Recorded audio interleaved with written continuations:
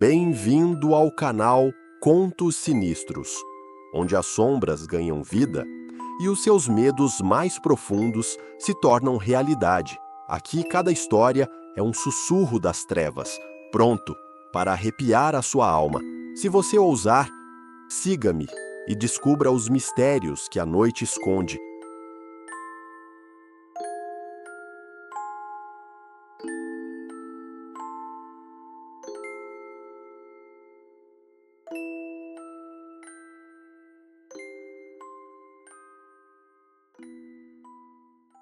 Era uma noite densa e escura, quando 5 homens pedalavam de volta para casa após um longo dia de trabalho na mineradora. O caminho que cortava a mata de Minas Gerais era estreito e repleto de curvas, iluminado apenas pelas lanternas de suas bicicletas.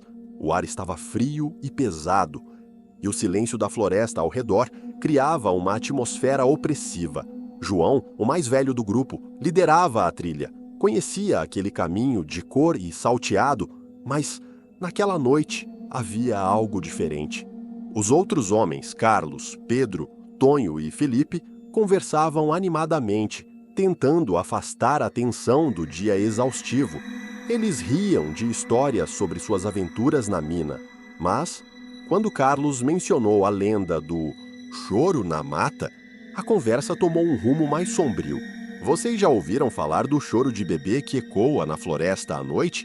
Swingou Carlos, provocando risadas nervosas. Minha avó sempre disse que, se você ouvir, é melhor não se aproximar.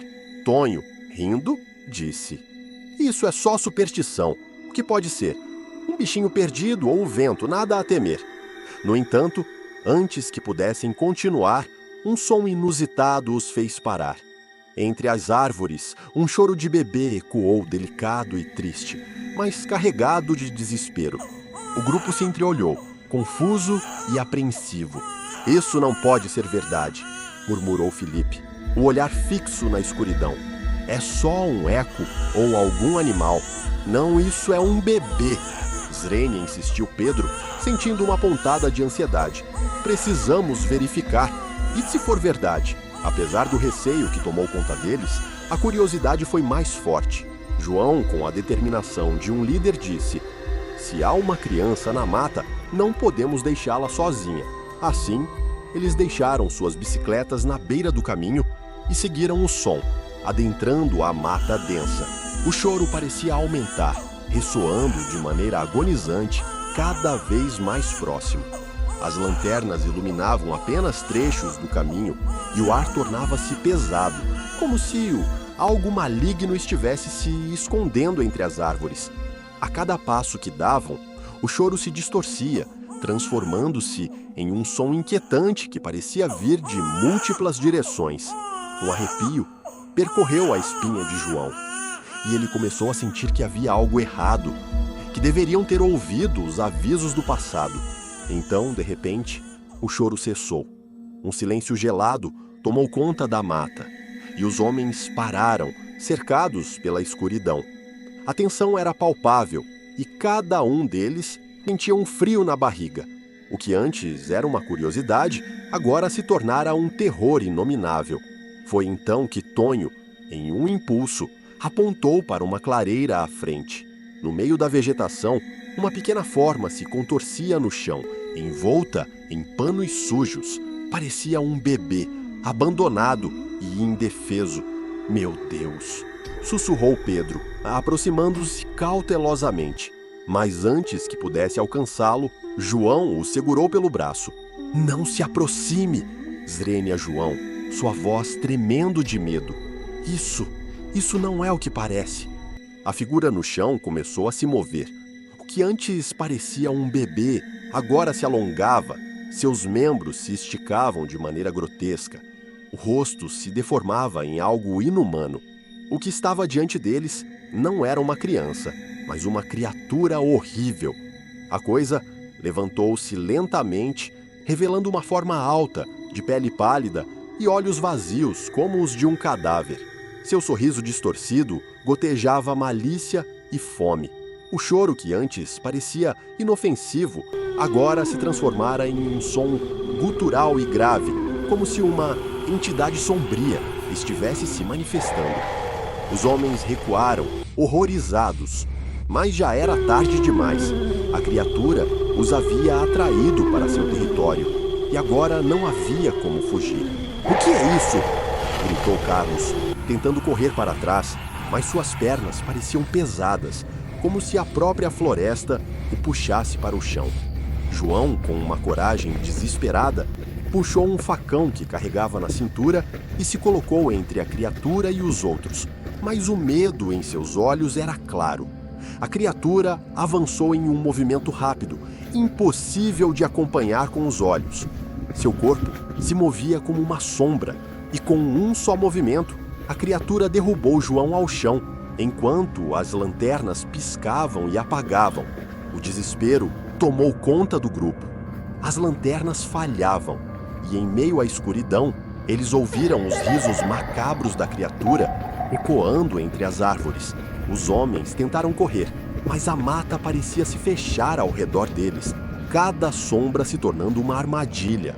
Pedro e Felipe conseguiram escapar em direção às bicicletas, mas o caminho estava confuso e cheio de obstáculos. As árvores pareciam se mover, tentando desviar seu caminho. A sensação de que algo os observava intensificava a cada passo. Carlos, tomado pelo pânico, olhou para trás e viu a criatura se aproximando rapidamente.